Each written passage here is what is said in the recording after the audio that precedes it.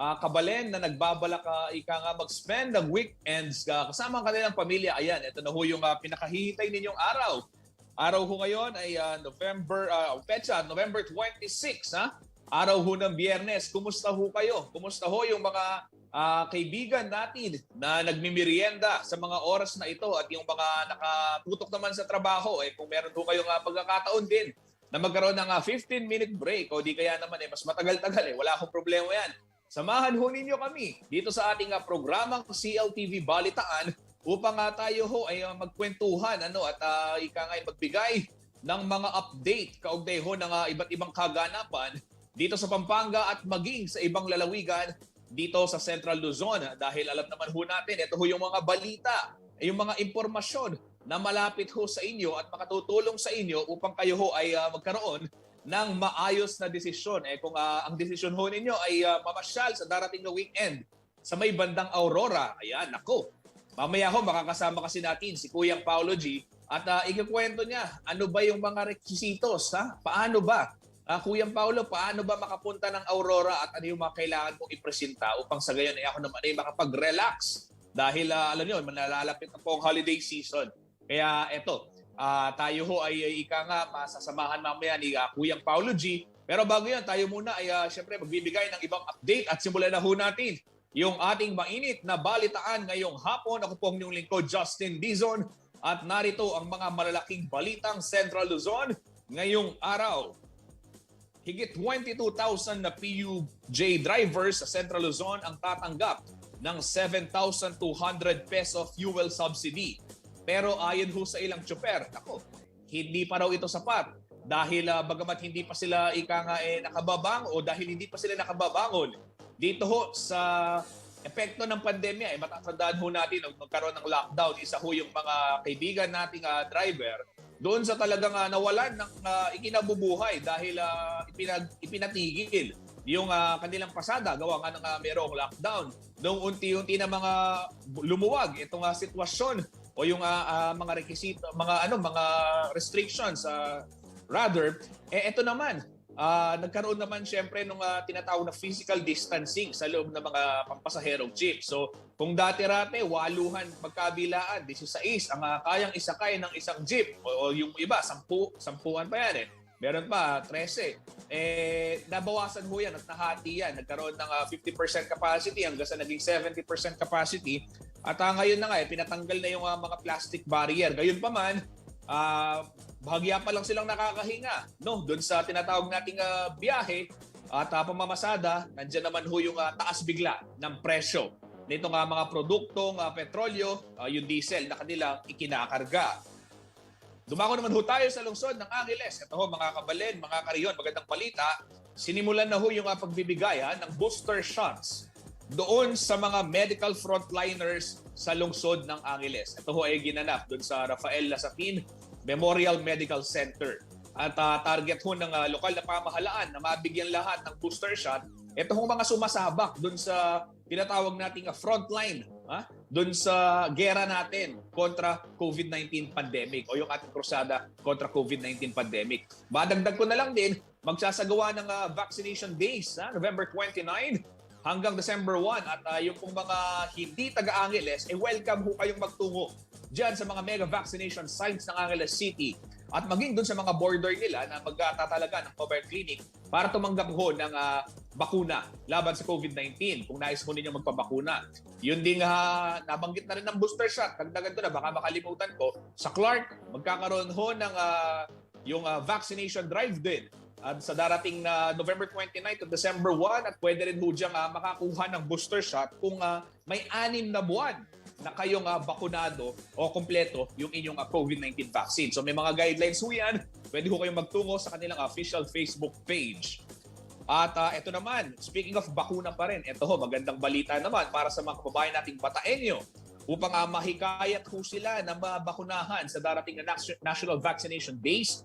Ayan ho, 5 kilong bigas ang ipamamahagi sa mga Bataenyong magpapabakuna dyan sa sinasabing National Vaccination Days na mangyayari ho November 29 hanggang December 1. Ayan, may bakuna ka na, may bigas ka pa. Ano pang ayaw natin dyan, di ba? Siyempre, mapapakunaan ho tayo. Protection ho yan laban sa COVID-19. May pangkain ka na rin. So, yung mga kababayan ho natin dyan, sa Bataan, tiyakin ho ninyo na kayo ho ay nakapagpalista na kung di pa kayo nagpapabakuna upang kayo makatanggap ho ng hindi lang ng bigas, siyempre yung protection din laban sa COVID-19 dahil alam naman ho natin, kahapon na ibalita ho natin dito sa ating programa na ito hong vaccine, no? 40% effective according ho sa 40% effective para mapigilan yung transmission ng virus. According ho yan doon sa inilabas na pag-aaral ng World Health Organization. At ito ho, speaking of bakuna, maliban sa may protection ka para sa laban sa COVID-19 at kung taga-Bataan ka naman, maliban sa meron kang bigas na makukuha. At kung sa Arayat yan, banggitin ko na rin, meron hong raffle. May mga motor na ipaparaffle, TV na ipaparaffle para sa kabataan na makikibahagi po doon sa vaccination drive. Magandang balita ho yan. Maliban doon, ay pwede ho kayong mamasyal na sa lalawigan ng Aurora at bukas na ho kasi ito para doon sa mga bakunadong turista. At ano nga ba yung mga protocol ho, no? Na kailangan nating malaman kung nais nating magtungo dyan sa may Aurora. Naku, napakaganda ho ng mga karagatan dyan. Malinis pa. Katunayan, pinarangalan nga ng BIFAR yung bayan ng Dinalungan bilang ikalawang pinakamalinis na coastal area dito ho sa ating rehiyon, Central Luzon. Ay, naku, nakakamiss ang magpunta sa dagat. Mamaya ho, ibabahagi sa atin ni Kuyang Paulo G. Santos kung paano ba, paano makapupunta dyan sa Aurora at ano yung requisitos na kailangan para makapasok ho doon sa mga border checkpoints nila. Ayan, sige, tuloy-tuloy ho tayo sa ating mainit na balitaan dahil nga po sa patuloy na pagtaas ng presyo ng produktong petrolyo, mabibigyan ho ng fuel subsidy na nagkakahalaga ng 7,200 pesos ang higit 22,000 PUJ drivers dito ho yan sa Central Luzon. Pero hirit po ng ilang mga tsuper, kulang pa ito dahil bukod nga sa walang humpay ng oil price hike, hindi pa rin sila nakababawi noong magkaroon ng lockdown at matigil ho ang kanilang pasada. Paano nga ba makakakuha ng fuel subsidy na yan? At ano yung requisitos din para mapabilang dyan sa programa ng pamahalaan ay alamin ho natin sa ulat ni Marion Lozano.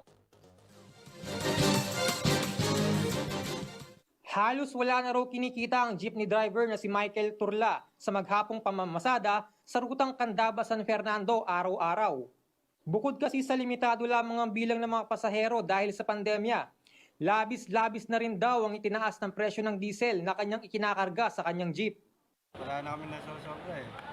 Alas mga 700 na lang ganyan, kakain ka pa. Mahal talaga ang diesel ngayon. Dati sir, magkano po yung kinikita ninyo? Mga nasa 1,000 ganyan. Upang matugunan ang mga problema ng gaya ni Turla, inulunsad ng Land Transportation Franchising and Regulatory Board o LTFRB ang Pantawid Pasada Program o PPP para sa mga jeepney driver. Sa ilalim ng naturang programa, tatanggap ng one-time fuel subsidy na nagkakahalaga ng 7,200 pesos ang mga PPP ATM card holder. Makikinabang daw dito ang mga lehitimong franchise holder at driver ng mga pampasaherong jeep.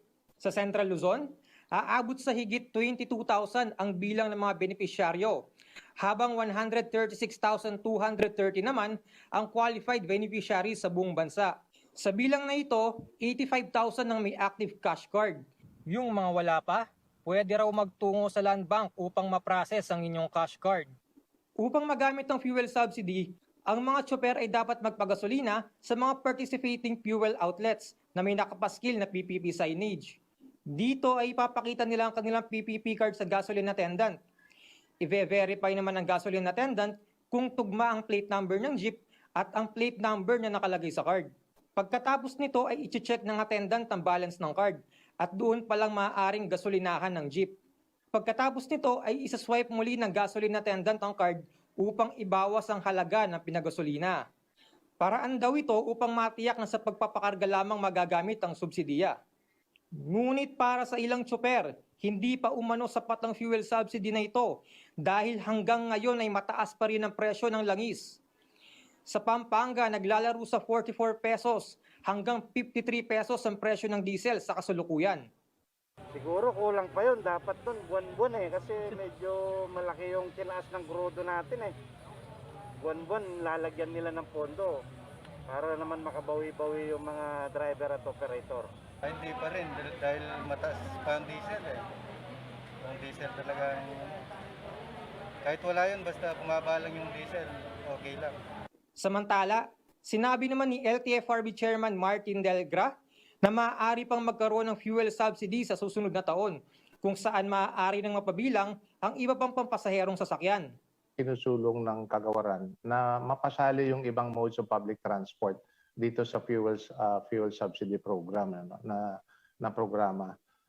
But there is a limitation in the law. However, during the budget deliberation sa Senado noong nakaraang Lunes, sinusulong nila na meron pang fuel subsidy sa susunod na taon at mas malaki pa na pondo.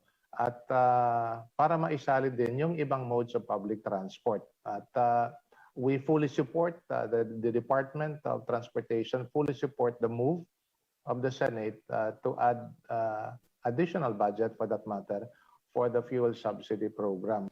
Marian Luzano, CLTV News. Iyan, nako, totoo nga ho yung sinasabi nitong mga kababayan ho natin na ang taas ng presyo ng produktong petrolyo, lalo na ho yung diesel na siyang ginagamit naman ng mga jeepney driver.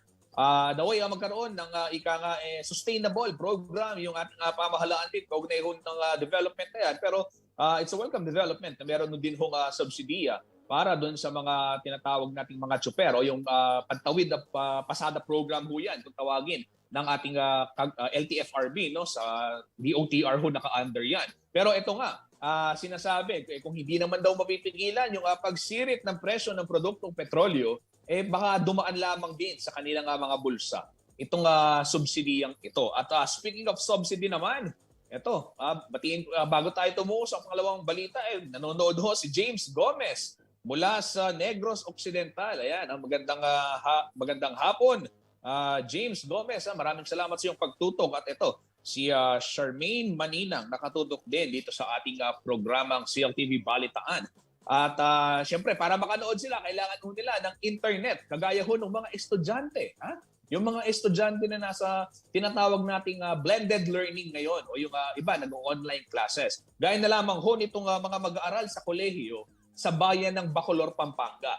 Pag tinanong ho natin na nyo ho sila, anong una nilang iniisip na gastusin, kabilang ho dyan sa listahan na yan, ay yung pagbayad sa internet connection. Dahil hindi na lamang kasi pang Facebook o pang libangan ang internet sa kanila. It's na itong basic need kung i-considera dahil nga yung araw-araw na gawain nila gaya ng pag-aaral nakasalalay na doon sa kanilang internet connectivity. Kaya naman para matulungan ho sila, binigyan ho sila ng subsidiya rin o financial aid dito namang lokal na pamahalaan ng Bacolor at sinasabing ito ay scholarship grant, no?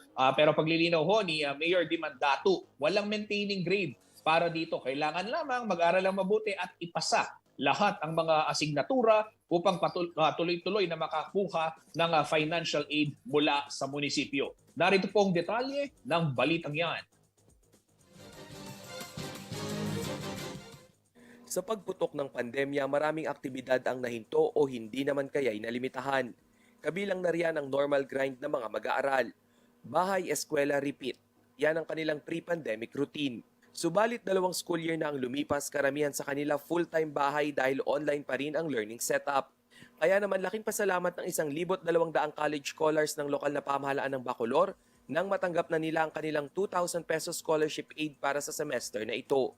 Tiyak na sa nakuhang financial assistance ay may tatawid na raw nila ang pagbayad ng internet services. Since nasa bahay po, kailangan namin magbayad ng internet. Yung sa gadgets po namin, kailangan namin nag-upgrade palagi. Since yung technology nga po pabago-bago, kailangan nakakasabay po kami sa pagbabago, yung sa update at updating po. Yung pang-internet lang po kailangan ay pang-data, pag kailangan po kailangan po, kaya po importante po yung financial assistance na ganito. Malaking ginhawa rin para sa ilang estudyante ang magkaroon ng budget para makabili ng makabutas bulsang cellular data offers. Sobrang laking tulong po nun, lalo na po sa amin, kinakapos po minsan sa panggastos sa pag-aaral. Lalo na po kami, data lang po yung ginagamit sa pag-aaral. Batid naman ng lokal na pamahalaan ang hirap ng maraming college students lalo na't nasa kanilang bayan. Ang main campus ng isa sa pinakamalaking pamantasan sa Pampanga, ang Don Honorio Ventura State University. For this second semester, 1,200 college students ang binibigyan natin ng financial assistance. Ito ba yung tuloy-tuloy every semester? Key to success is education. Kaya tayo namumuhunan na sa edukasyon ng ating mga kabataan. Maring ipinaalala ng alkalde na walang maintaining grades ang kanilang mga scholar. Marapat lamang umano na maipasa ng mga ito ang kanilang bawat subject upang magpatuloy ang kanilang scholarship grant. Samantala, sa kabila ng unti-unting pagluwag ng quarantine restrictions, may dialogo na rin umano sa pagitan ng DAVSU, National IATF, Commission on Higher Education, at local government unit para sa limited face-to-face classes. Marapat lamang umanong handa ang pasilidad ng eskwelahan sa makabagong face-to-face learning setup upang hindi malagay sa panganib ang buhay ng mga mag-aaral at school personnel. Kung ako masusunod, gusto ko ng face-to-face kasi naman, nabaksin naman halos yung mga ating mga kababayan, provided talagang susunod sila sa health protocol natin. Una nang sinabi ng DAVSU management na naghahanda na sila sa limited face-to-face learning mode. Kabilang sa kanilang paghahanda ay ang pagtanggap ng COVID vaccine ng higit 90% ng kanilang school personnel at ang mass vaccination drive para sa lampas 40,000 nilang mag-aaral. Nangako na raw ang provincial government ng 40,000 COVID vaccine subalit ipamamahagi ito ng staggered scheme. Target nila na sa susunod na school year ay makababalik na sa campus ang maraming bilang ng mga mag-aaral. Rainiel Pawid, CLTV News. Ayan mga kabalen, tuloy-tuloy na ho talaga yung pagsasagawa nitong mga testing para dyan sa limited face-to-face classes. Maliban dyan sa DAVSU na naghahanda, ay matatandaan ho ninyo, napanood natin yung balita naman ni Kuyang Paulo dyan sa may Motherhood Council Seminary kung saan sinimulan na nga yung limited face-to-face classes. At sana'y magtuloy-tuloy na nga, sabi ng mga followers nating kabataan dahil gusto na nilaling makabalik sa eskwela dahil meron daw mga ibang bagay talaga na hindi mo pwedeng matutunan gaya na lamang ng mga laboratory skills o yung practical skills kung ikaw ay nasa bahay at syempre wala yung mga kagamitan na nararapat para ikay matuto dahil alam naman ho natin hindi lang naman din puro pagbabasa yung pag-aaral lalong-lalo na dyan sa kolehiyo. Ayan, mga kabalen, para ho sa mga nais mamasyal at magtungo sa bayan ng Aurora o sa lalawigan ng Aurora at sa iba't ibang bayan doon, mamaya ho makakasama natin si Kuyang Paulo G. Santos para ibigay sa atin ano nga ba yung mga requirements ng mga local tourists, especially vaccinated tourists, kung sila ho ay papasok sa probinsya ng Aurora. Yan at marami pang mainit na balita sa pagbabalik ng CLTV Balitaan.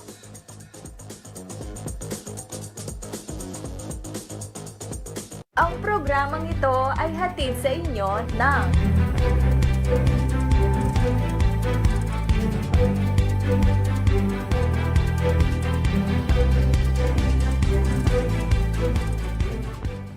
I kinda like you.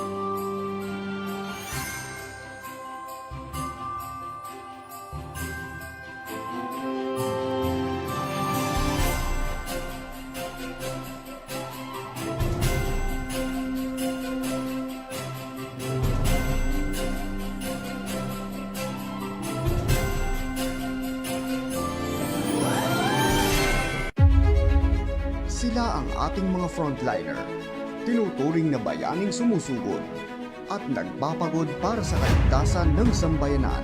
At ako po si Justin Dizon. At ako si Paolo G. Santos. Rainiel Pawi, CLTV News.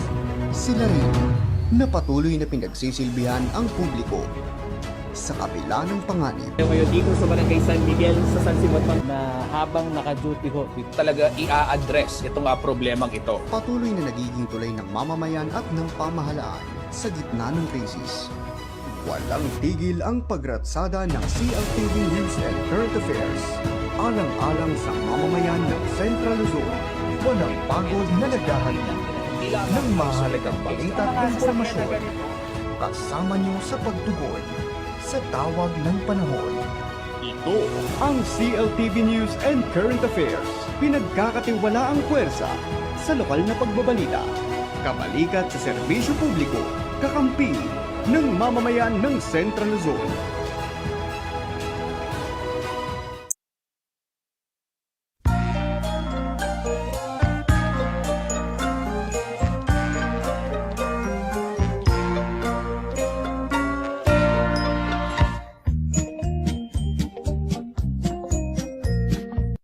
Kung nabakunahan na, maaari na bang itigil ang pagsusuot ng face mask, face shield at iba pang minimum public health standards? Kahit na maaaring maprotektahan ka ng bakuna mula sa symptomatic at moderate severe COVID-19, maaari ka pa ring mahawa at makahawa. Ipagpatuloy ang minimum public health standards para sa karagdagang proteksyon sa sarili at mga mahal sa buhay. Ugaliin pa ring magsuot ng face mask at face shield. Madalas na maghugas o mag-sanitize ng kamay. Iwasan ang matataong lugar at laging dumistansya ng 1 metrong layo sa isa't isa. Siguruhing may magandang daloy ng hangin sa bahay o lugar ng trabaho. Patuloy na sundin ang minimum public health standards kahit na bakuna na. Ang paalalang ito ay hatid sa inyo ng CLTV.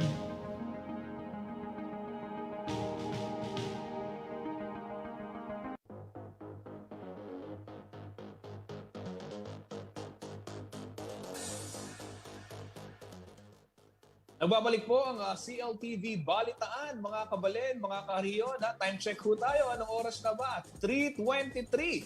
Ang bilis ho ng oras. Meron na lamang tayong ilang minutong nalalabi. 37 minutes para magkwentuhan. Pero tuloy-tuloy ho ang ating balitaan dito sa ating programa. At syempre, gaya ho ng nabanggit ko kanina, kung kayo ho ay nagbabalak, makapamasyal o magtungo sa mga gandang karagatan ng lalawigan ng Aurora. Ayan, may hatid hong balita sa atin si Kuyang Paolo G. Maliban na lamang sa hatid na tulingan.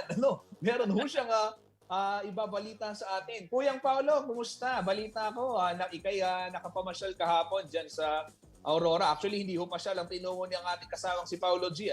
Pinuntahan ho niya yung magandang bayan ng Dinalungan na siya namang ginawaran ho ng second place ng Bureau of Fisheries and Aquatic Resources para ho dun sa pagiging pinakamalinis na coastal area dito ho sa ating Rehiyon Central Luzon. Napakaganda ho niya, at talagang yung mga kaibigan ho natin dyan sa BIFAR, talagang tutok, mula Zambales patungong Aurora, kaduluduluhan ho yatang bahagi ng kapuluan ng Luzon yan, pero nandun pa rin at talagang naalala yan o natulungan itong ating mga mangingisda. Mamaya, Paolo, yun yung ating tatalakayin, pero pag-usapan muna natin din, itong gustong malaman ng mga kaibigan natin, gaya na lamang ni Engineer Kim Magaro, na gustong dalhin ang kanyang pamilya sa darating ng weekend daw dyan sa may lalawigan ng Aurora para makapag-relax naman. Ano ba yung mga requirement kung ikaw magtutungo na dyan? At ano yung mga pwedeng puntahan? Siyempre, i-share mo na rin sa amin.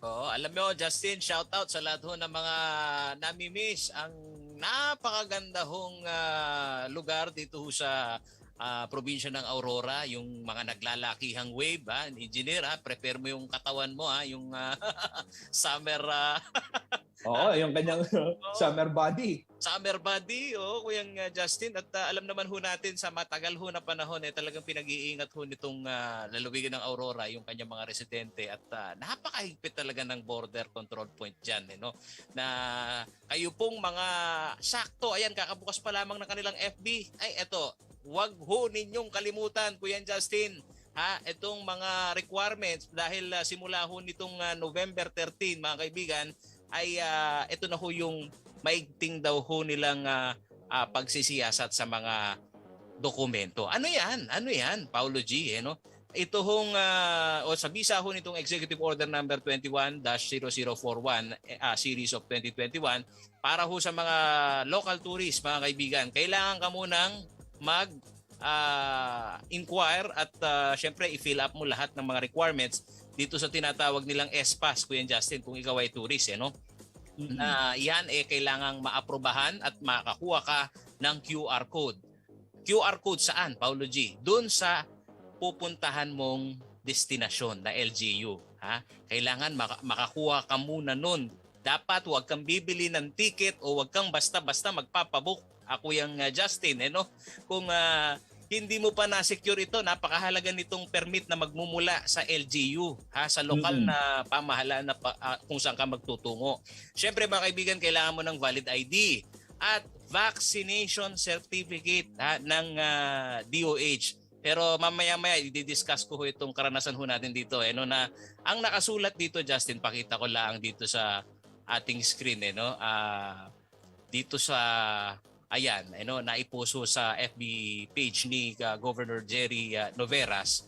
Makikita mo, Kuya Justin, ang nire-require nila, vaccination certificate, vaccert.doh.gov.ph. At kung sakaling ikaw wala naman hong hindi ka pa bakunado, mga kaibigan, ano meron? Kailangan mo ng RT-PCR test o antigen test na yan ho dapat 48 hours. At yung booking confirmation, dapat mga kaibigan, DOT accredited accommodation ng establishment na inyong pupuntahan. Meron pa tayong isang anggulo na apila din ng mga resort owner dyan sa lalawigan ng Aurora, Justin. So dito sa proseso pa lang nito, tourist pa lang ho ang pinag-uusapan natin dito, mga kaibigan. Iba pa ho yung APOR, Justin. Dahil pagka pinag-uusapan naman ho natin yung APOR, ito ho yung mga authorized person outside residence, mga kaibigan, at sila ho may sadya talaga dito sa lalawigan ng Aurora. Valid ID, travel order at itinerary. Kailangan na kailangan ho yan. Para naman ho doon sa mga non-government APOR, ayan, kailangan pa rin ho nitong certificate of employment at mga kaibigan, yung vaccination certificate na tinatawag. Pero ito, Justin, ma-share ko na rin ho sa inyo itong experience ho namin sa yung biyahe namin diyan sa Aurora. At nagkaroon ho kami kasi ng konfrontasyon nito pong nandun sa pagsasagawa ng inspeksyon. Dahil alam mo, Justin, ito hong vaccine certificate, na tayo'y nakakaunawa na kung anong pinagdadaanan ng gobyerno para ho yan mapa-implementa. Yun ang hinahanap nila sa lahat ng mga travelers. Vaccine certificate na yan ho buhat dito naman. Ano bang mukha niyan, Paulo G? Ano bang mukha nitong vaccert na sinasabi mo? Ito, pakita lang natin, Kuya Justin. Ayan, nakikita ho nyo sa inyo sa aking screen. Ito. Vaccert.ph. At saan naman nadadownload yan? Para ho sa lahat ng mga biyahero pupunta ho ng Aurora. Pwede po kayo online. At yan naman, Justin, ito lang ang problema. Pagka ikaw nakapag-register dyan, ilalagay mo lahat. Kamukha ko, ito yung vaccine card ko na nakuha ko dito sa Pampanga. I-upload mo lahat yung mga data dun sa website ng DOH. Ito pong vaccert.ph. So, ang problema lang, Kuya Justin, yung mga data, hindi na natin kasalanan yun sa totoo lang. Yung data na na-upload dyan, ang nag-upload niyan is LGU. Kung ang LGU, Justin, hindi na-upload ng maayos, paano yung yung kukuha ng vaccert? Di wala. Tama? So, yun yung naging konfrontasyon ko. Dahil meron tayong vaccination card at hindi naman nila ino-honor ito. So, ang daming nakapila ang daming nakapila na APOR, na talagang nagtataka sila. Teka, una, hindi namin alam na ano ba yung vaccert na yan. Mababa yung awareness. Pangalawa, Justin, yung tayo mismo sinubukan din na nga natin yung vaccert At ang lumabas, hindi pa naka-upload yung ating data. At ito mga kaibigan, i-share ko din ho yung headline ng DICT sa Philippine News Agency. Alam mo, Justin, ayan DICT eyes 50,000 volunteers to speed up encoding for VaxCert. Lumabas ho itong data na to mga kaibigan November 15. Shout out ho dito sa information officer ng Medyo, ng Aurora. pwede mo bang itaas ng konti? Natatakpan ng natatakpan ng ng lower thirds natin. Ayan, lalakihan ko pa. Ayan, natakpan ka lang. Ayan, natakpan lang ako pero mas mahalagang makita ito ng information officer ng lalawigan ng Aurora para ho sa lahat ho ng mga biyahero pumupunta ho sa inyo, nire-require ho ninyo ng VaxCert. Pakiusap lang ho, sana ho i-consider ho nyo muna itong sitwasyon. Alam mo Kuya Paolo, mabanggit ko na lang, nabuksan mo na rin yung VaxCert. Sinubukan kasi ng ating kasamang si Marion Lozano, kanina umaga lamang magparehistro dyan sa tinatawag na VaxCert PH nga dahil nabanggit ko rin sa kanya na magandang gawa ng istorya. At nag-register siya, inabot siya dun sa pinakahuling proseso o yung pinakahuling step. Yun nga lang, ang sinasabi, ipapadala daw sa kanya immediately yung VaxCert. Pero walang time frame kung kailan. At I believe hanggang ngayon, wala pang naipadadala sa kanya na VaxCert. At may mga ilang beses din na nagkaroon ng error. Ito ba, Kuyang Paolo, paano masusolusyonan ito? Nabanggit ba ng DICT kung kailan pwedeng kumbaga gaano katagal from the time that you register to this website, how many days will you need to wait pa para sa ganon lumabas itong VaxCert mo? Kuya Justin, 5 days. At kung sakali daw na hindi mo kaagad na makuha o ipapadala sa email mo yung VaxCert information, yung mismong ID na gusto mong imprenta, tatawag ka doon sa kanilang hotline. Kanya lang, Justin, ang katotohanan ho nito, yun ngang period of adjustment para ho yung backlog, ang nag-aasikaso dyan, sinasabi kasi ng DICT, is the LGU. Kaya nga ho itong vaccination days, isasabay din ho yan. Kasunod nitong pagkuha ho nila ng mga volunteers at mag-e-encode dito ho sa mga nabakunahan nito pong mga LGUs. Kasi yung data server, Justin, na pagkakaunawa ko kahit dito sa Mabalacat nangyari din yan yung coordination sa DICT. Pero ito nga lang yung problema. Pagka ho ginawa ho ninyong prerequisite ho ito at pagka sabihin na ho natin na kumpleto hong fully vaccinated ho yung pagta-travel dyan at meron hong katulad nitong ID na galing ho sa LGU kung saan ho ako nagpabakuna, hindi ho i-honor. Kanya lang sa pakikipag-usap natin doon ho sa frontliner na nandun. Naunawaan din natin yung kanilang trabaho, ang daming nagrereklamo. Pero sana maikonsidera lang, Justin. At sa lahat ho ng mga taong gobyerno, ang pagtataray, mga kaibigan, sa inyong mga kinakausap, lalo-lalo na ang haba ng biyahe, pumila sila, sana naman bigyan nyo ho ng puwang yung ho kanilang effort. At ito pang masasakit, para ho dun sa mga biyahero diyan ho sa Aurora. Hindi naman ho sa parang si Paolo G. bitter yata. Hindi naman ho sa gano'n. Kasi may personal experience ho kami na dun ho sa mga bumabiyahe, mahalaga ho ninyong maunawaan, lalo na yung mga nanggaling pa sa malayong lugar. Pagka ho kayo tumawid dyan ho sa border control point, ikorkula ho ninyo yung oras. Baka kayo magtungo dyan, alas 10, Justin, kahit ano pang iyong lakad at kumpleto ka ng dokumento, yung curfew hours sarado, pati yung walang mag-a-accommodate sa'yo na frontliner mula dun sa pag-i-screen nitong mga dokumento. So, alas 10, epektibo ho yung curfew hours nila. Magbubukas lang ho yan ng alas 5 po ng umaga. So, kami ni Justin, umalis kami alas 11 from Pampanga at dumating kami ng alas 3 ng madaling araw. So, maghihintay ka talaga at nakita namin kung gaano kahaba yung pila dito sa border control point ng Aurora.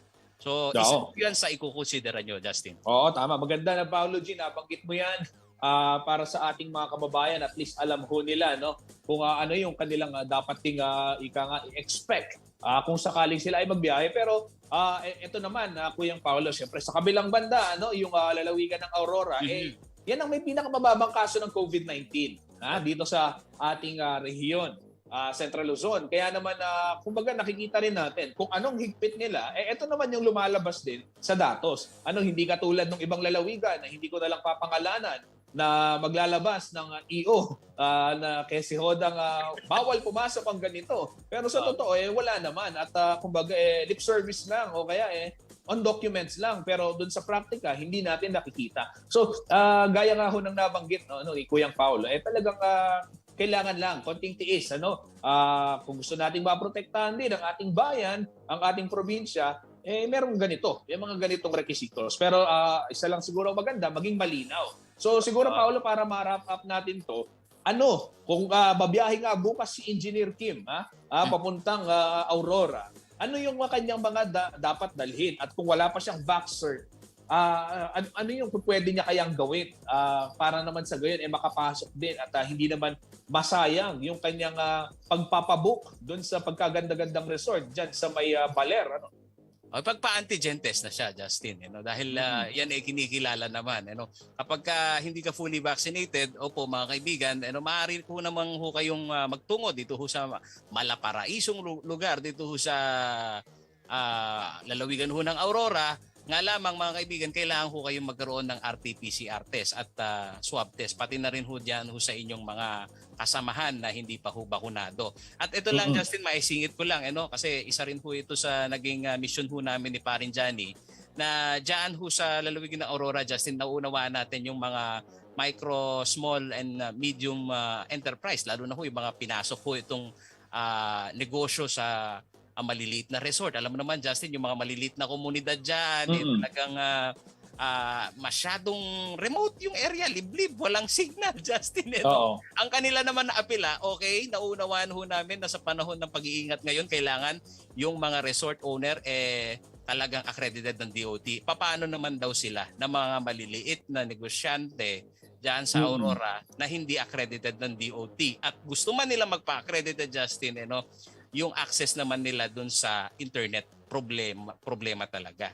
So isa rin ho yan sa nagiging panawagan nito pong mga local stakeholder natin dyan sa Kabukas sa Dinalungan. Justin, pagka nakita mo yung beach, naku, napakasariwa ho ng hangin at napakasarap ng mga isda dyan sa dagat natin dyan, Justin. Oo, Paolo, nabanggit mo na nga yung Dinalungan. Siguro maganda, ibahagi mo na rin yung ginawa ng ating mga magigiting na kasamahan dyan naman sa Bureau of Fisheries and Aquatic Resources. Itong pagbibigay nga ng parangal. Dahil yung bayan ng Dinalungan, kung hindi nyo na alam pa sa ngayon, pero mamaya may palita rin dyan si Kuyang Paulo, pero babanggitin na namin, unahan na natin, Kuyang Paulo, ginawaran ho yan ng 1 million pesos financial grant. Bilang ito ho ay premyo nila. Dahil pangalawa ho yung Dinalungan sa may pinakamalinis na coastal area sa buong Central Luzon, next to Candelaria, Zambales.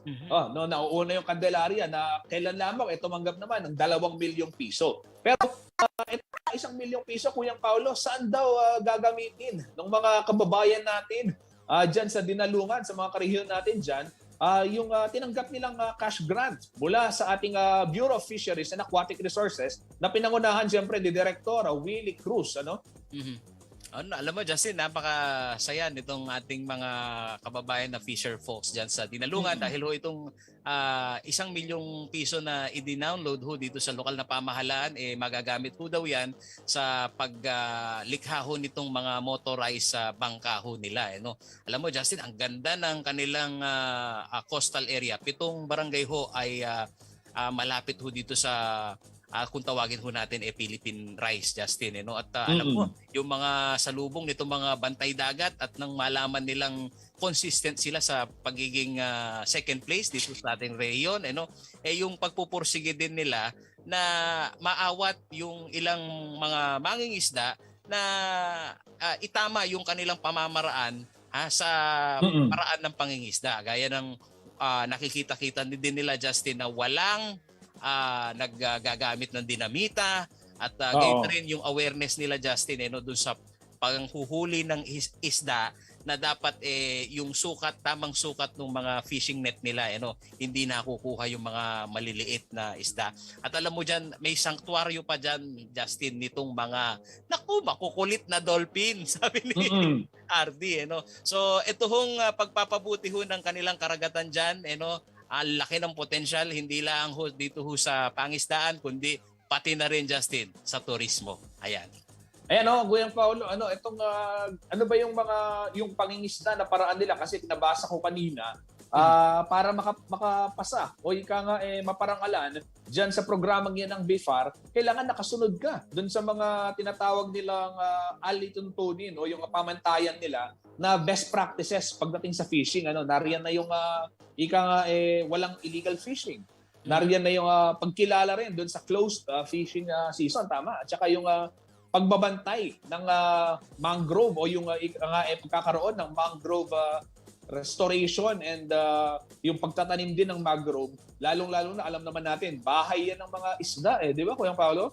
Totoo, Kuyang. At alam nyo mga kaibigan, itong papremyo ho na ito, merong regional at meron ding pang national. Yun huling tumanggap ng grant nasa 2 milyong piso. At alam ko, Justin, di ko nagkakamali, 30 billion yata pagka dyan naman sa usapin ng national level. So nakikita-kita ho natin itong pagpupunyagi nito pong mga lokal na pamahalaan na meron hong karagatan na mailagay ho sa kanilang sistema, Justin. Napakahalaga na ito'y pag-usapan na dahil alam mo sa mga susunod daw na panahon, Justin, kasunod nga nitong pag-iiba na devolution of power ng Mandanas ruling, sa LGU na ipapasa ito hong ilang pang mga guidelines at mandato na kung ano meron ang BIFAR. Kaya maigi din ito hong mga LGUs kailangan talagang makagawa din tignan nila yung mga nagiging programa ng national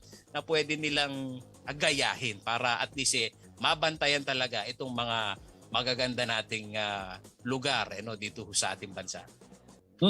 Kuya Paolo, nabanggit mo kanina yung mga mangingisda, meron silang anong tawag dito, meron silang kahilingan nga yung pagbili ng motorized na bangka para doon sa kanilang pangingisda at yung iba pang kagamitan.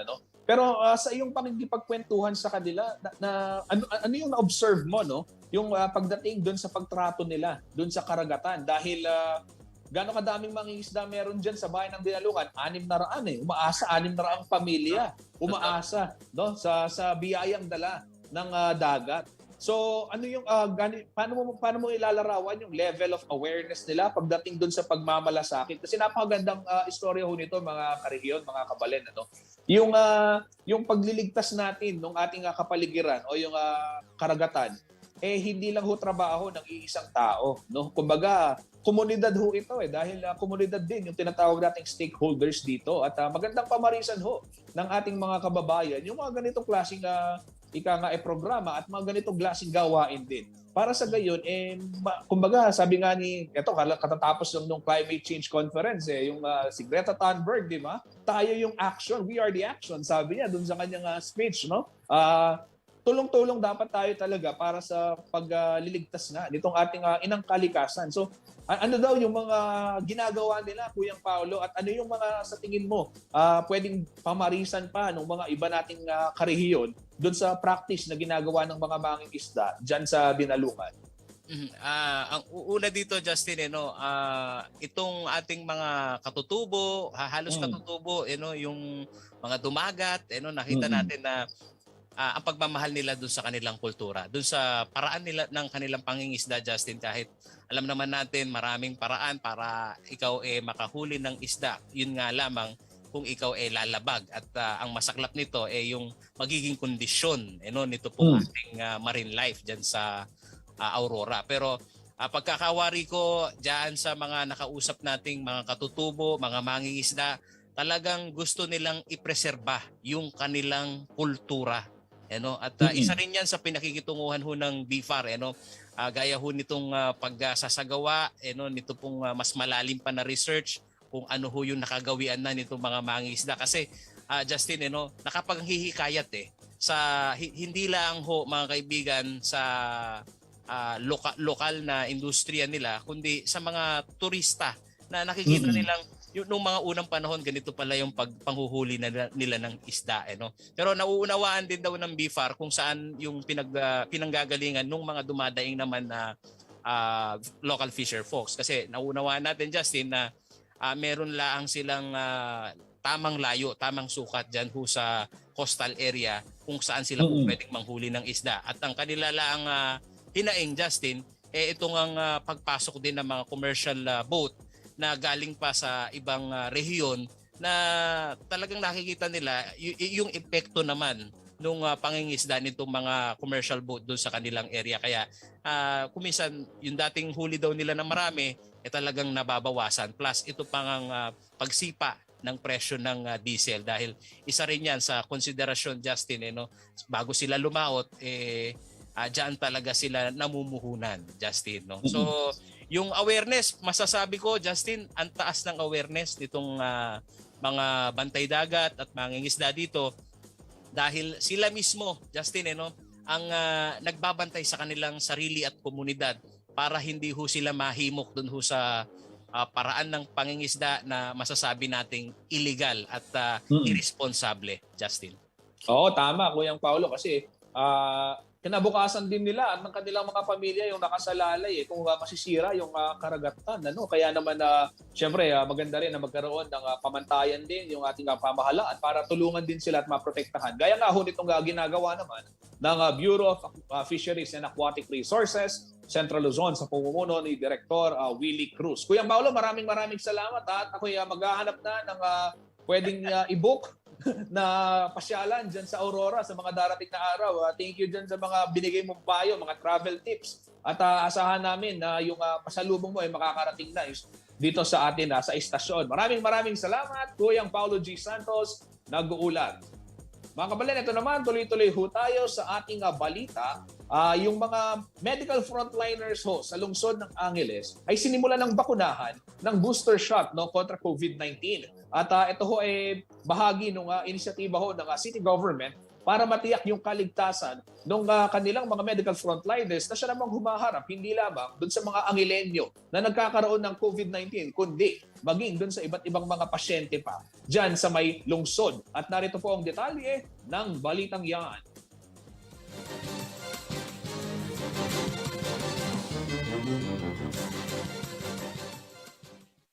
Sinimula na nitong Miyerkules ang pagbibigay ng COVID-19 booster shot sa mga medical frontliners sa Angeles City.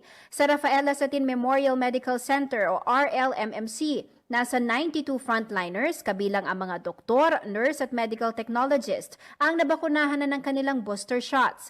Ayon kay Mayor Carmelo Lasatin Jr., importante ang booster shot upang magkaroon ng tuloy-tuloy na proteksyon ang mga magigiting na medical practitioners. Ito rin daw ang isinusulong nila sa syudad upang malabanan ang paglaganap ng virus.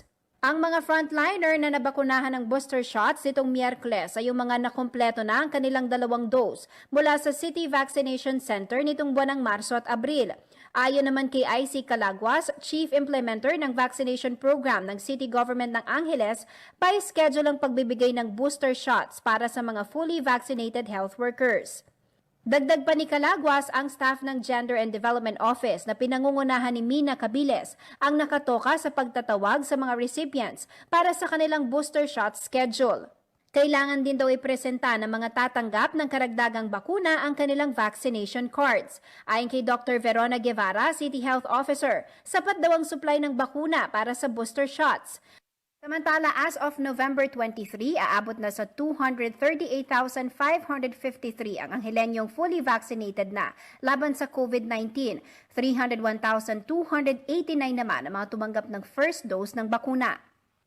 Target ng Angeles City na mabakunahan ng 325,500 individuals para makamit ang herd immunity. Jennifer Salenga, CLTV News.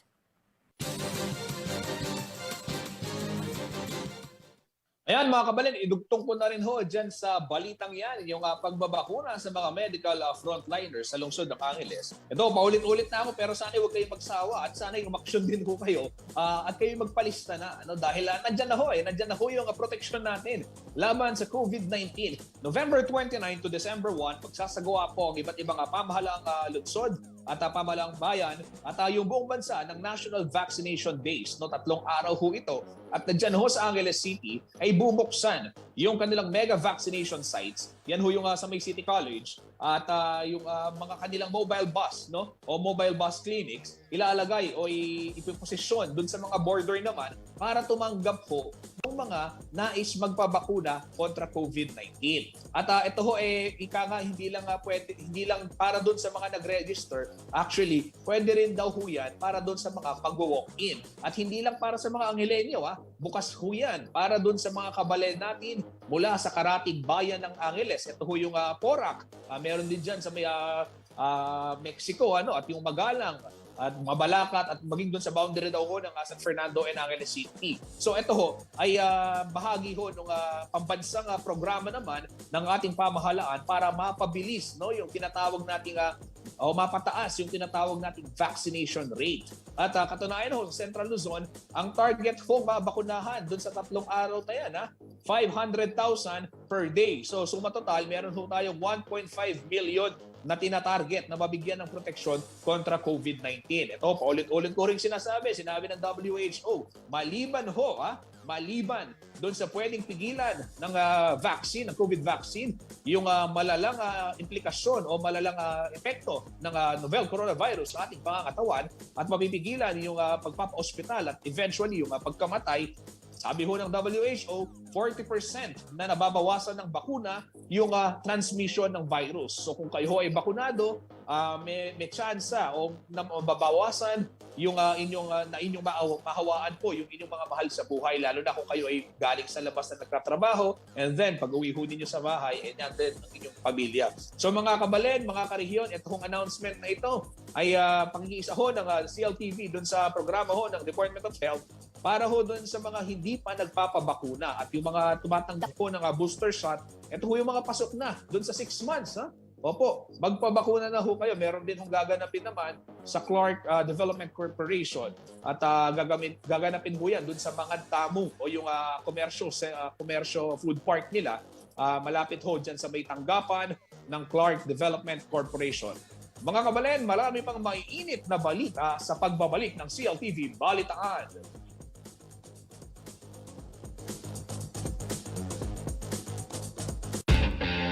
America's best-selling truck is here. More power, more tech, more truck. Ford F-150.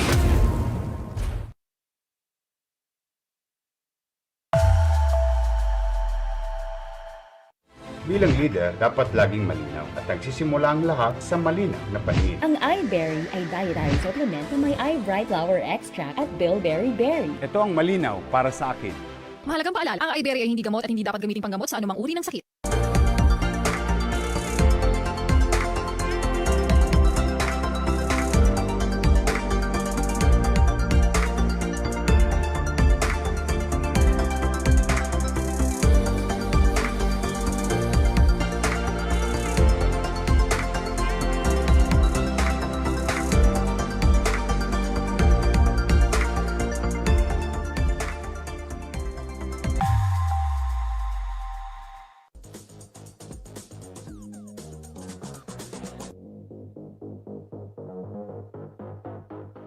Ayan, nagbabalik po ang CLTV Balitaan at walang humpay, walang preno yung balitaan natin ngayong Biyernes. Anyway, weekend ako, sulitin natin yung ating pagsasama ngayong mga oras na ito, mga kabalen, mga karehiyon. Basahin ko lang ho itong komento ng ilan sa ating mga masugid na tagapanood. Si Merch Cordova, ayan, araw-araw nanonood.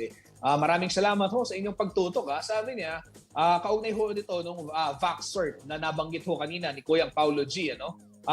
Wala daw yung vaccination registration nila, yung VaxCert nila. Nung nag-download sila, wala din daw. So nasubukan din nila na mag-download pero sinasabi nga wala pa. So sana daw bago nga ma-implement, gawin muna yung vaccination o gawing operational na itong VaxCert. At meron din dito, sana daw may sistema naman dahil it defeats the purpose of the tourism industry. According to kay Imelda Daraog, ito yung komento ng ating mga netizen na nakaranas din ho ng aberya kaugnay ng VaxCert dyan. Yung VaxCert na tinatawag ho, yung vaccination certificate kaugnay ho ng COVID-19 vaccination. Ito naman, usaping bakuna pa rin. Para magpabakuna daw, yung maraming batain ay magbibigay ho ng 5 kilong bigas, yung provincial government. Sa sino mang makikibahagi dun sa binanggit kong araw kanina, yung November 29 to December 1, na 3-day vaccination day o national vaccination days na kung tawagin ho ay bayanihan, bakunahan. At ito sa Bataan, nakaredy na ho yung mga sako-sakong bigas na tatanggapin ng mga magpapabakuna. Narito po ang detalye ng balitang yan.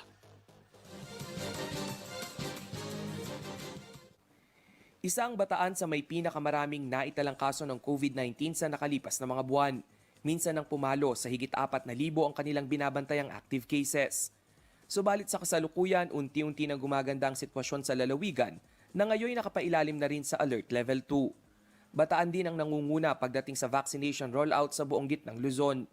At upang agad na mabakunahan ang target vaccine population, may pakulo ang Provincial IATF. Ang sinumang Bataenyo na makikibahagi sa bayanihan bakunahan sa November 29 hanggang December 1 ay makatatanggap ng bigas.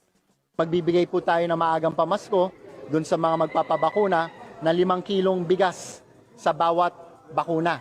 So kung 2 bakuna po yan, after 30 days, 10 kilong bigas. So simula po sa Lunes ay gagawin po natin ito. Sa latest COVID-19 vaccination tally ng lalawigan, 779,894 na ang nakatanggap ng unang dose, habang 342,105 naman ang fully vaccinated na. Nasa 200,000 Bataenyo pa ang kinakailangan na mabakunahan upang makamit ang herd immunity. Ongoing na rin ang dialogo sa mga LGU at local IATF upang maihanda ang nasa 30 vaccination area at Vax on Wheels ng lalawigan.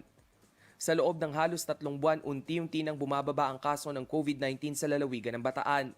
September 2 nang pumalo sa 4,297 ang active COVID-19 cases sa probinsya. Kaakibat niya na ang samot-saring striktong quarantine protocol sa lugar.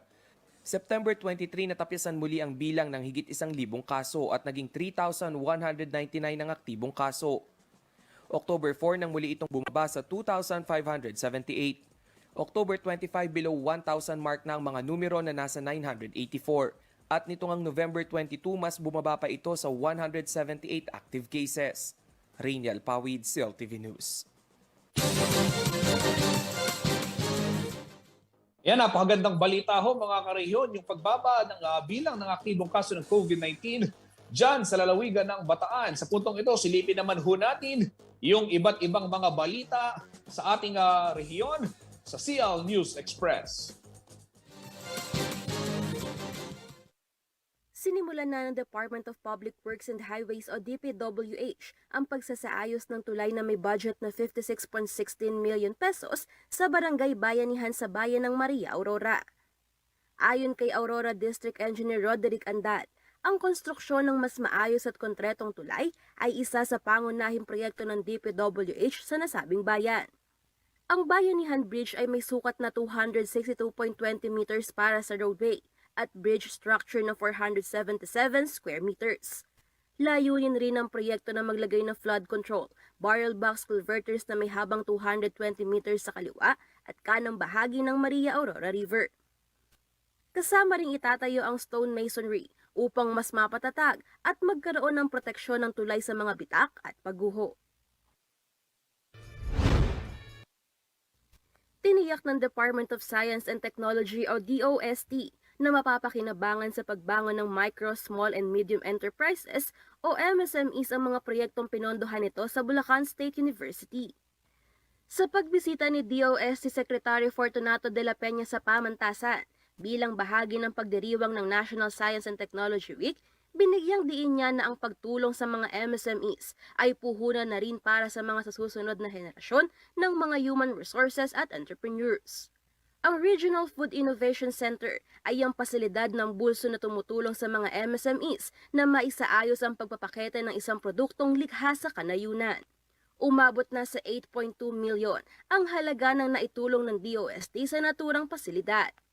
1.5 million pesos naman ang ipinagkaloob ng ahensya para sa operasyon ng binuong Technological Hive of Regional Innovation for a Vibrant Ecosystem sa Bulsu na isa sa 8 Regional Inclusive Innovation Centers o RIICS sa bansa. Ang RRIC gaya nito ay binuo upang makatulong na maitaguyod ang antas ng mga MSMEs upang makasabay sa kompetisyon at patuloy na pagbangon ng ekonomiya. Pasimula ito sa pagpapatupad ng Republic Act 11293 o Philippine Innovation Act. Samantala sa Bataan, pinasinayaan ng Kapitolyo ang Provincial Government of Bataan Child Development and Educ Child Resource Center o PGBC-DERC sa Balanga. Ang proyektong ito ay magsisilbing pasilidad upang matulungan ang mga empleyado ng Kapitolyo na may anak na edad 3 hanggang 4. Dito pwedeng iwanan ng mga bata habang sila ay nagseserbisyo sa pamahalaan. Ayon kay Marilyn Tigas, head ng Provincial Social Welfare and Development Office, ang proyektong ito ay isa sa strategic initiative upang maging panatag ang mga empleyado na nasa ligtas na kalagayan ng kanilang mga anak sa tuwing kanila itong iiwanan. Dagdag pa niya na isa rin itong paraan upang magbigay ng gabay ang mga magulang, lalo na ang mga solo parents sa pagpapalaki sa kanilang mga anak. Sa pahayag ni Governor Albert Garcia, ang proyektong ito ay akma raw sa layunin ng pamahalaang lalawigan na makamit ang mabilis, mabisa at malawakang pag-unlad kung saan ang lahat ay kasama at walang maiiwan. Naniniwala ang gobernador na sa pamamagitan ng proyektong ito ay mababawasan ang alalahanin ng bawat empleyado ng Kapitolyo para sa mas produktibong pagseserbisyo.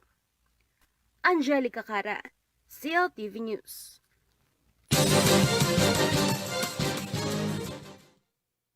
Yan mga kabalen, mga karehiyon, alas 4:01 na ho ng hapon ngayong Biyernes at oras na para ako'y magpaalam pero magkita-kita ho tayo sa darating na Lunes, same time, alas 3 ho ng hapon hanggang alas 4 ang ating pagkukwentuhan o ang ating balitaan dito sa ating programa.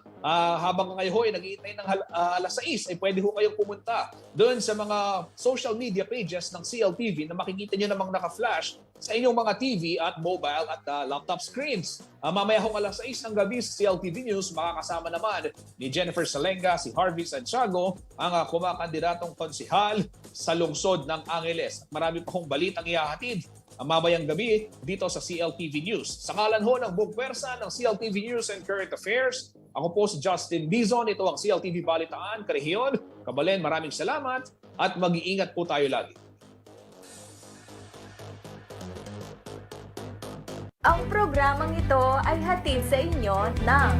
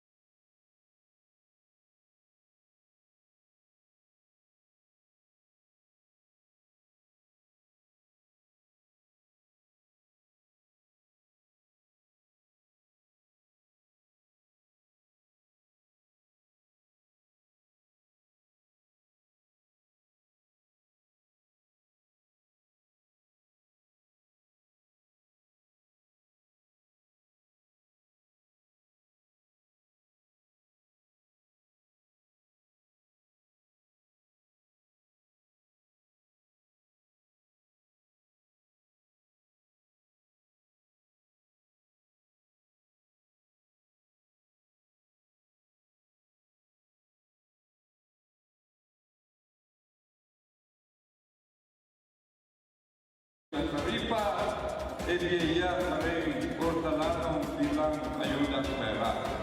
ay makakatanggap ang mga nagsasaka ng hindi hihigit sa 2 ektarya ng 5,000 pisong pandagdag nila sa gastusin sa pagsasaka. Maaaring i-withdraw ang ayuda sa natanggap na Farmers Intervention Monitoring Card o DAIMC.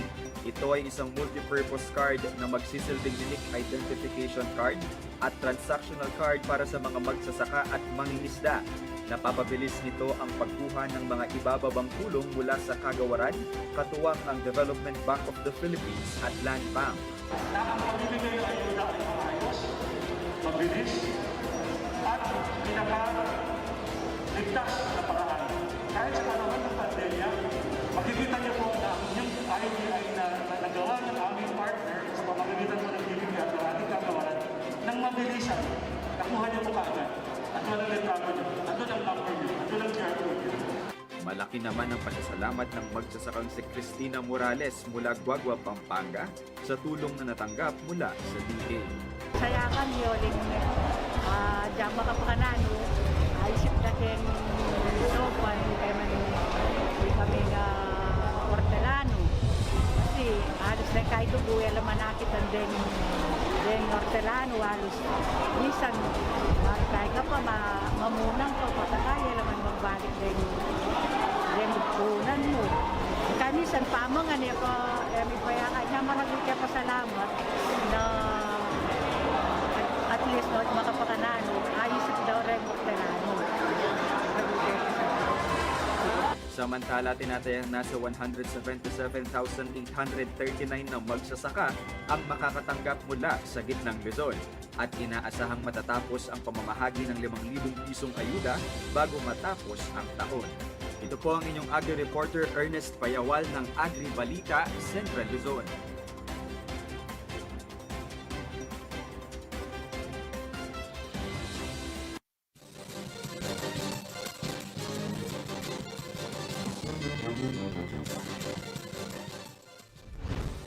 Narito na ang mga malalaking balitang Central Luzon ngayong araw. Higit 22,000 PUJ drivers sa Central Luzon tatanggap ng 7,200 pesos fuel subsidy. Ilang tsuper, sinabing di raw to sapat. Dinalungan Aurora, kinilala ng BIFAR Region 3 dahil sa malinis na coastal area. 1 milyong pisong cash grant, ilalaan sa gamit pangisda. Lalawigan ng Tarlac, walang naitalang bagong kaso ng COVID-19 nitong November 25. 11 bayan, wala ng active cases. At pagbibigay ng COVID-19 booster shot sa mga medical frontliners, sinimula na sa Angeles City.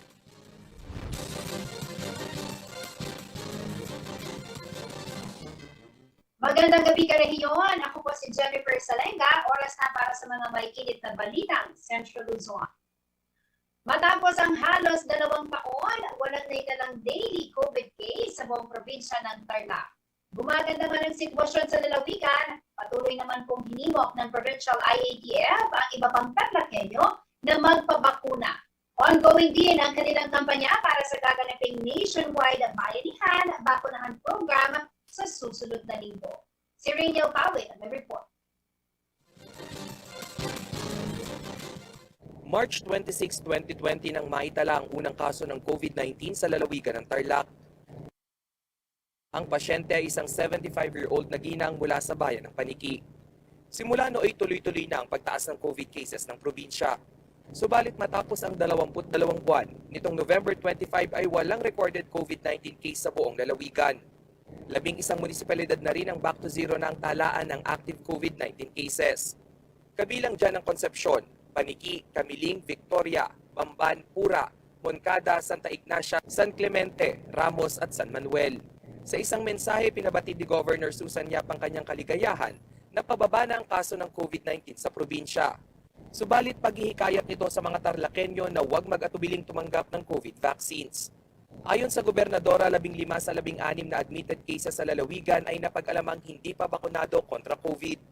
Sa huling COVID vaccine report ng Tarlac, 441,288 na Tarlacenyo ang fully vaccinated. Halos kalahating porsyento na ng nasa 1 milyong target population upang makamit ang herd immunity. Nitong November 25, nasa 110 ang bilang ng aktibong kaso ng COVID-19 sa Tarlac. Katumbas ito ng 0.58% ng higit 18,000 na total confirmed cases. 831 naman ang namatay at 17,814 ang gumaling na. Samantala, patuloy rin ang kampanya ng Provincial IATF upang makilahok ang mas maraming Tarlakenyo sa Bayanihan Bakunahan Program ng National Government na gagawin sa November 29 hanggang December 1. Para sa mga nais magpabakuna, maaaring pumunta sa pinakamalapit na Rural Health Unit upang magpalista. Pwede ring mag-register sa mata.wah.ph o hindi naman kayo tumawag sa local vaccination hotlines na naka-flash sa inyong screen. Daniel Pawid, CLTV News.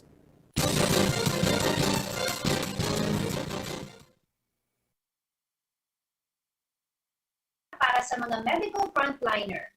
Para daw ito upang higit na mabigyang proteksyon ang mga health workers sa syudad na sumasabak sa krusada kontra pandemya. Narito ang report.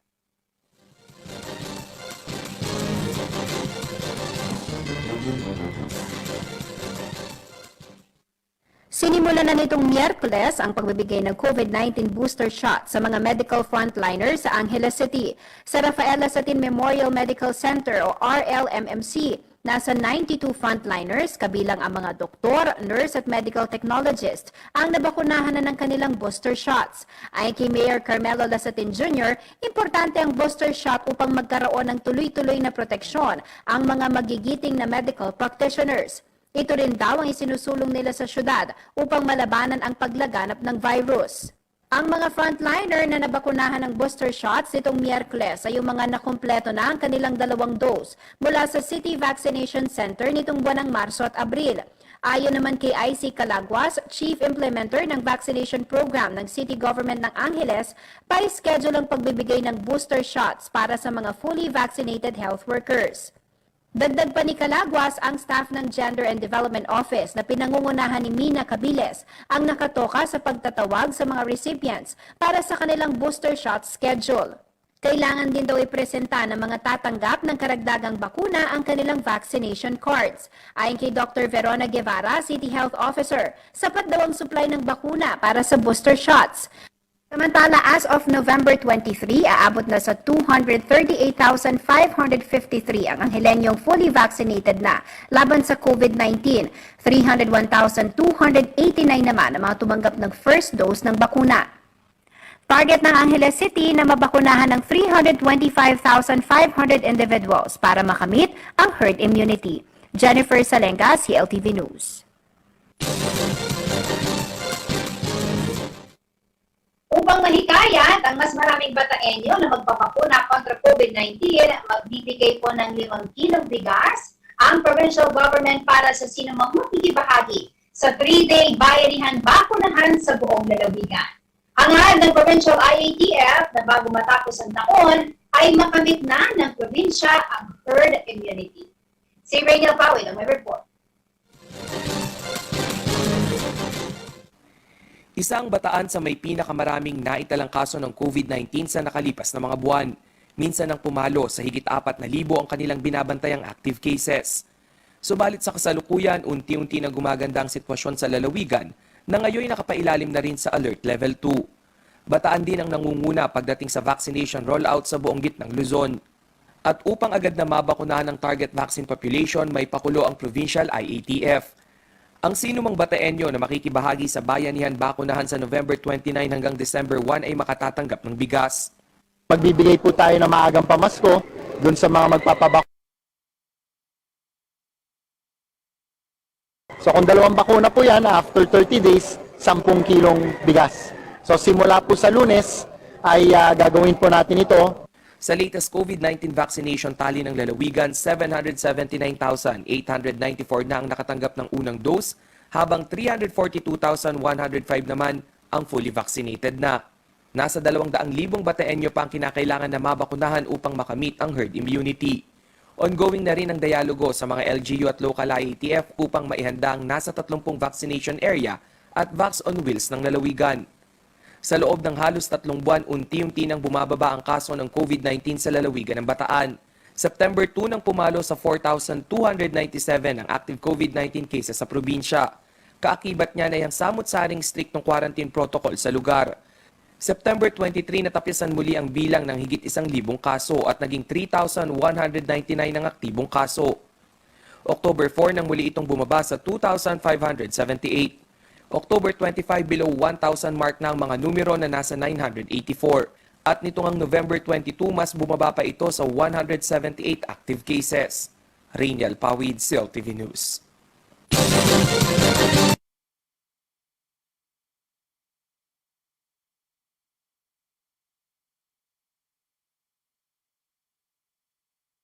Sa coastal area, isang milyong cash grant ilalaan sa gamit pangisda.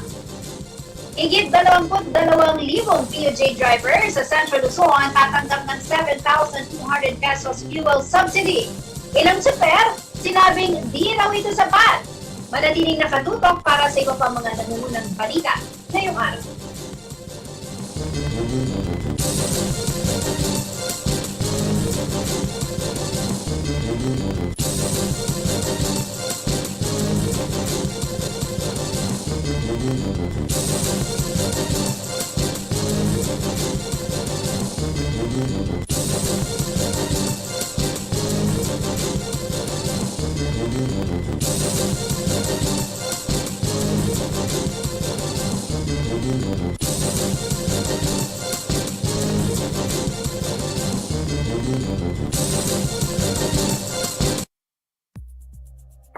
This program was brought to you by Shore 360.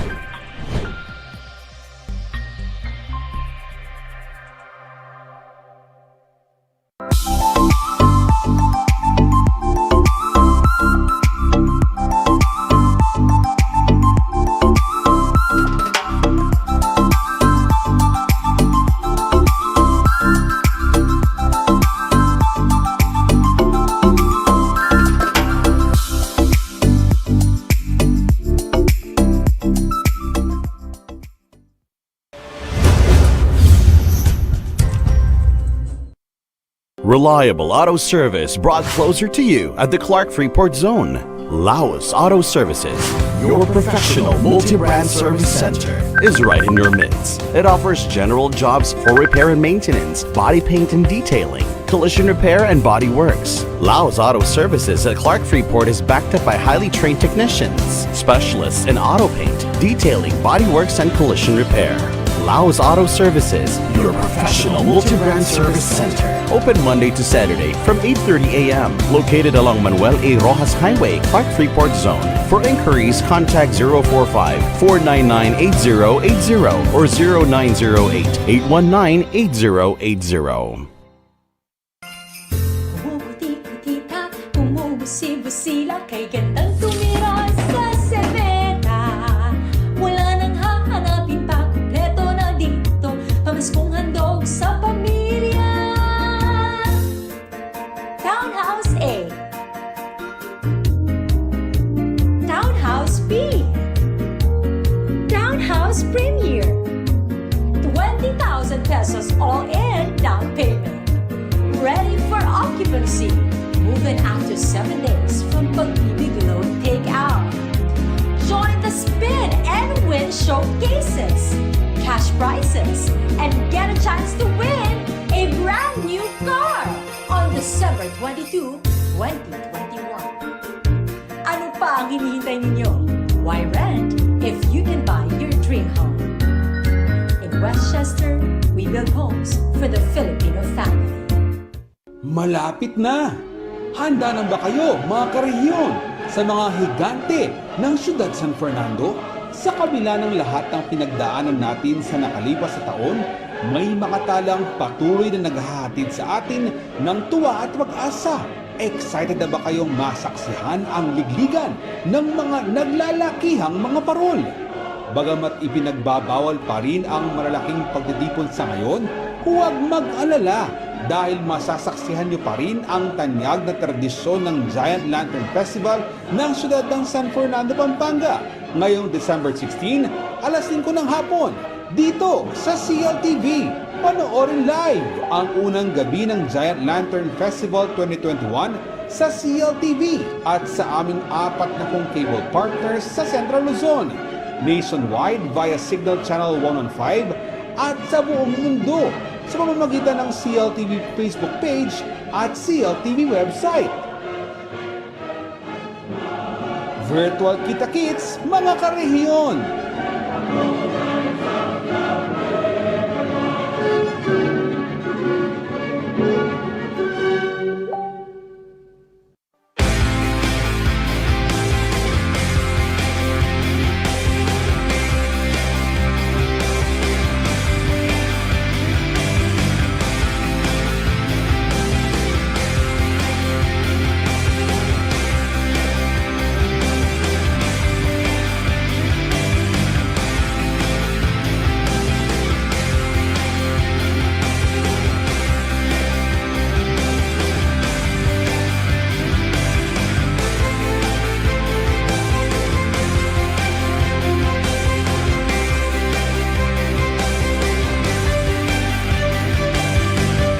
Ang programang ito ay hatid sa inyo ng